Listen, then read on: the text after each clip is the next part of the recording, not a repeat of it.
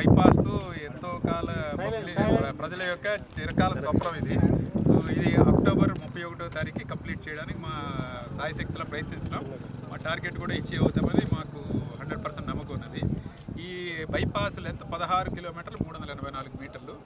దీంట్లో మనకి 3 ఫ్లైఓవర్లు కడుతున్నాము, 6 వియూపీలు కడుతున్నాము, 2 మేజర్ బ్రిడ్జిలు కడుతున్నాము, 2 మైనర్ బ్రిడ్జిలు కడుతున్నాము. ఈ అప్పాపురం దగ్గర ఒక క్యాటిల్ అండర్ పాస్ కూడా ప్రొవైడ్ చేస్తున్నాము. సో ఇది 6 లేన్ కడుతున్నాం. ఇది ఒక లెఫ్ట్ సైడ్ అంతా కూడా మొత్తం ఎంటైర్ సర్వీస్ రోడ్ ప్రొవైడ్ చేస్తున్నాం ఇది. సో దీంట్లో అంతా కూడా మన హైవే లైటింగు, తర్వాత ఎంటైర్ ప్రాజెక్టులో వీడియో సర్వైలెన్స్, మనకి automatic traffic management system ATMS అంటాం. సో మొత్తము కెమెరాస్ ద్వారా ట్రాఫిక్ మూవ్మెంట్ అంతా కూడా మానిటర్ చేస్తాము.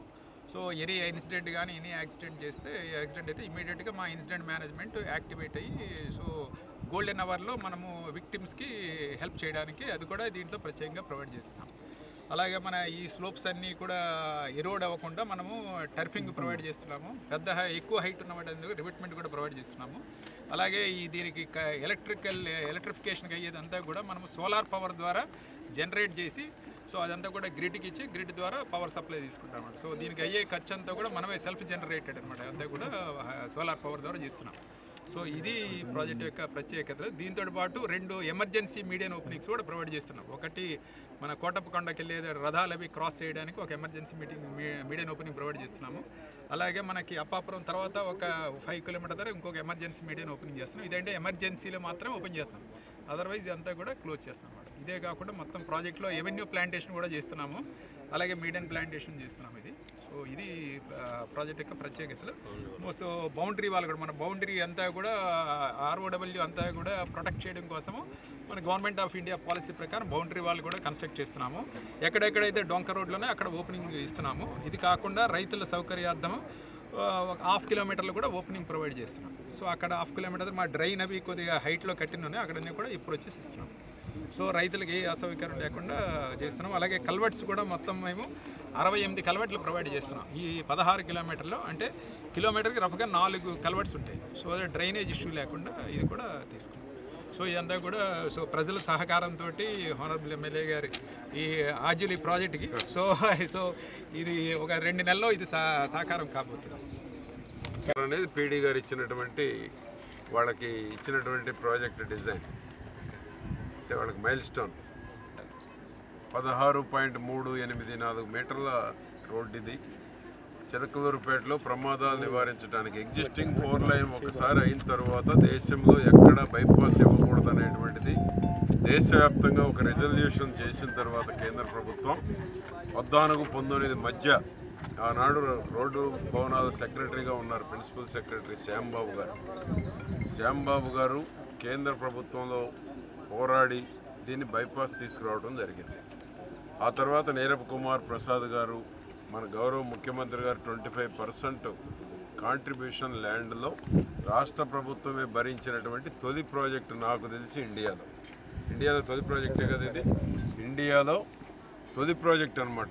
నేషనల్ హైవేకి స్టేట్ గవర్నమెంట్కి ఒక అకౌంట్ ఓపెన్ చేసి రైతుల కాంపన్సేషన్ ఏదైతే ల్యాండ్ ఎక్విజేషన్ కాంపన్సేషన్ ఏదైతే ఉందో ఆ కాంపన్సేషన్లో 25% రాష్ట్ర ప్రభుత్వం భరించినటువంటి తొలి ప్రాజెక్టు. ఆనాడు చంద్రబాబు నాయుడు గారు జాయింట్ అకౌంట్ NHకి స్టేట్ గవర్నమెంట్కి ఒక అకౌంట్ ఓపెన్ చేసి సుమారు 90 కోట్లు అనుకుంటారు, 90 కోట్ల రూపాయలు ఆనాడు రాష్ట్ర ప్రభుత్వం, మిగిలినటువంటిది కేంద్ర ప్రభుత్వం నేషనల్ హైవేస్. ఆ విధంగా తొలి ప్రాజెక్ట్ ఇదే. దీనికి ఒక చరిత్ర ఉందన్నమాట. కేంద్ర కేబినెట్లో ఆమోదం తెలిపినటువంటి ప్రాజెక్ట్ ఇది. దీన్ని గత పాలకుల నిర్లక్ష్యం, వాళ్ళ డబ్బుల కోసం 2 ఏళ్ళు పడుకోబెట్టారు ఈ ప్రాజెక్టును. అవినీతి మంత్రి 2 ఏళ్ళు పడుకోబెట్టకపోయి ఉన్నట్లయితే గతంలోనే సంవత్సరం క్రితమే దీన్ని ప్రారంభించి ప్రమాదాలు నివారించేటువంటి దానికి అవకాశం ఉండేది. గత అవినీతి మంత్రుల వలన ఈ ప్రాజెక్టు 2 ఏళ్ళు ఆలస్యమైంది, ఎంతోమంది ప్రాణాలు కోల్పోయారు. చివరికి మేమంతా పోరాడి నీ డబ్బుల కోసం ప్రజల ప్రాణాలు ఎందుకు తీస్తున్నామని ఈ యొక్క అవినీతి మంత్రిని ప్రశ్నిస్తే దిగొచ్చి ఈ యొక్క కాంట్రాక్టర్కి సహకరించడం జరిగింది. ఆ విధంగా ఈరోజు మా PD గారు పార్వతీశం గారు ప్రో ఫార్మర్గా ఆయన చేయాల్సిన వరకు మ్యాక్సిమం చేశారు. ఈ యొక్క 16 కిలోమీటర్ రోడ్లో రైతుల విన్నపాలు ఏమొచ్చినాయి, రైతులకు అసౌకర్యం కలగకుండా ఏమి చేయాలనో, రైతులు కోరుకుంటుంది ఏంటి, డొంకలకు అప్రోచ్ కావాలి, విలేజ్లకు అప్రోచ్ కావాలి. అవే కాకుండా ఎవ్రీ హాఫ్ కిలోమీటర్ కూడా ఈ యొక్క బైపాస్ రోడ్డుకి అప్రోచ్ కూడా ఇవ్వటం జరిగింది. ఆ విధంగా ఎక్కడ ఏ గ్రామానికి అసౌకర్యం కలగకుండా చేయటం జరిగింది. ఇప్పుడు తిమ్మాపురం వాళ్ళు కూడా ఒక రిప్రజెంటేషన్ వచ్చారు, దాన్ని కూడా పరిశీలన చేస్తామని, ఎగ్జామిన్ చేస్తామని పీడీ గారు చెప్పడం కూడా జరిగింది.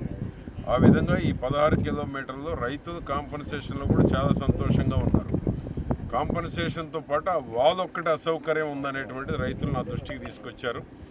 ఆ వాల్ కూడా ఇప్పుడే సెంట్రల్ గవర్నమెంట్ ప్రపోజల్లో ఉందంట. 3 మీటర్ల అవతల వదిలేస్తే రైతులకు అసలు ఇష్యూసే లేకుండా పోతాయి దేశవ్యాప్తంగా అనేటువంటిది. ఆ బిల్లు పాస్ అయిపోతే దాని తర్వాత మనం కూడా ఒక ప్రపోజల్ పెట్టేటువంటి అవకాశం వచ్చేటువంటి పరిస్థితి ఉంది, ఇప్పుడైతే లేదు. కాబట్టి అది కూడా వస్తే రైతులకు అసలు ఎప్పటికీ ఇబ్బంది ఉండదు. సర్వీస్ రోడ్డుతో పాటు వాల్ కడతారు, వాల్ అవతల 3 మీటర్ కనుక ఎన్హెచ్ది ఉంటే రైతులకు ఎక్కడ కూడా అసౌకర్యం ఉండేటువంటి పరిస్థితి ఉండదు. అది పరిశీలన ఉందని కూడా మా పార్వతీశం గారు పీడీ గారు చెప్పడం కూడా జరిగింది. కాబట్టి ఈ యొక్క ఏదైతే 16 కిలోమీటర్ల 384 మీటర్ల రోడ్డు ఏదైతే ఉందో, ఈ రోడ్డు దేశంలోనే ది బెస్ట్ ప్రొవిజన్స్ ఉన్నటువంటి రోడ్డు. స్లోప్ ఉన్న కాడ కూడా గ్రైనరీ కూడా తీసుకొచ్చారు, కెమెరాలు కూడా ఏర్పాటు చేస్తున్నారు, లైటింగ్ ఇవన్నీ వస్తే ఒక న్యూ సిటీని తలపించేటువంటి అవకాశం ఉంది. అదే మేము వచ్చేటప్పుడు పీడీ గారు డిస్కస్ చేస్తాం. ఈ లైటింగ్ అంతా వచ్చి ఈ 5,500 ఇళ్ళు 25,000 మంది అక్కడ చేరిపోతే చిలకలూరుపేట గుంటూరు నగరానికి ధీటుగా డెవలప్ అయ్యేటువంటి అవకాశం ఏర్పడబోతూ ఉంది. కాబట్టి ఇది ఒక పెద్ద రోల్ మోడల్ ప్రాజెక్ట్. ఇది దేశంలోనే బైపాస్ 16 కిలోమీటర్లు. ఎందుకంటే ఎగ్జిస్టింగ్ అయిపోయినాక ఇచ్చినటువంటి ఫస్ట్ బైపాస్ రోడ్ ఇది. కాబట్టి దీన్ని నవంబర్లో ప్రారంభించేటువంటి దానికి డీటెయిల్స్ అన్ని పార్వతీశం గారు చెప్పారు. కాబట్టి నవంబర్లో ముఖ్యమంత్రి గారు నేషనల్ హైవేస్ మినిస్టర్ గడ్కరీ గారి చేతుల మీదుగా ప్రారంభించేటువంటి ప్రయత్నం చేస్తున్నాం. సిటీలో కూడా 2 పక్కల డ్రైన్స్ ఎస్టిమేషన్ కూడా వేపిస్తున్నారు పీడీ గారు. ఎగ్జిస్టింగ్ 4 లైన్ ఏదైతే టౌన్లో ఉందో, ఎందుకంటే ఇటీవల మొత్తం టౌన్ అంతా నీట మునిగిపోయింది. ఎందువలన డ్రైన్స్ లేకపోవటం వల్ల. ఆ డ్రైన్స్ కూడా కిలోమీటర్ 1 కోటి రూపాయలు వచ్చేటువంటి పరిస్థితులు 14 కిలోమీటర్లు ఉన్నది.